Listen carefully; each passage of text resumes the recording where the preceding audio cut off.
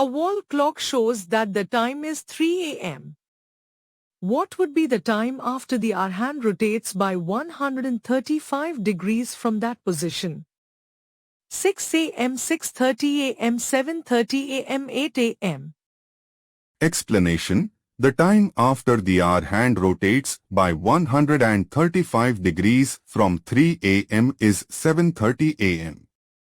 At 3 a.m., the hour hand is pointing directly at the 3 mark on the clock.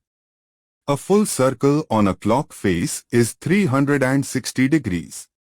There are 12 hours marked on the clock.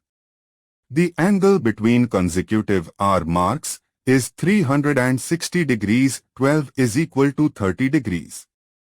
The hour hand moves 30 degrees every hour.